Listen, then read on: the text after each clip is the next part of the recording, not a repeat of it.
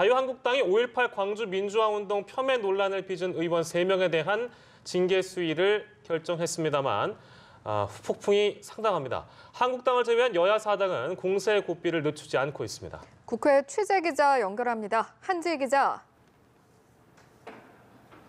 네, 여야 사당은 5.18 폄훼 논란을 빚은 자유한국당 의원 3명에 대한 비판의 수위를 높이고 국회 퇴출을 거듭 촉구했습니다. 한국당을 제외한 여야 사당 의원 143명은 오늘 국회에서 긴급 토론회를 열었는데요. 민주당 홍영표 원내대표는 여야 사당이 함께 국회에서 범죄적 망언을 한 새 의원을 반드시 추방하겠다고 강조했습니다. 바른미래당 손학규 대표는 당원 당규를 변명 삼아 징계를 유예한 건 한국당다운 조치였다며 이렇게 민주주의를 정면 부정하는 것을 놔둘 수 없다고 비판했습니다. 민주평화당 장병완 원내대표는 5.18 역사 왜곡을 처벌하는 소위 홀로코스트 부정방지법 처리를 제안했고 정의당 윤소아 원내대표 역시 5.18 왜곡 방지법에 대한 사당의 입법 노력을 당부했습니다. 앞서 민주당 이해찬 대표는 오전 회의에서 어떻게 80년대 광주의 아픔을 정치적으로 이용할 수가 있느냐며 정말 죄를 받는다고 분노를 표시했습니다. 하지만 한국당은 여야 사당의 반쪽 징계 비난에 대해 절차에 따른 조치였다고 맞섰는데요. 김병준 비대위원장은 SNS를 통해 김진태, 김순례 의원에 대한 징계 결정 유예는 당규에 따른 조치라며 즉시 징계하라고 요구하는 건 받아들일 수 없다고 반박했습니다. 예, 오늘 자유한국당 당대표 후보자들의 첫 TV 토론회가 있었는데 여기서 5.18 망언 논란과 관련해 각 후보들이 입장을 밝혔다고요?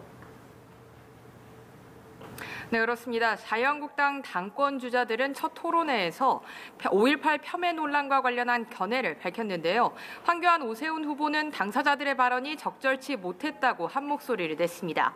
황교안 후보는 일부 의원들의 주장을 마치 동조하는 것처럼 당 전체가 논란에 휩싸인 것은 유감이라며 5.18은 역사적 아픔이고 다시는 되풀이해서는 안 되는 교훈이라고 말했습니다.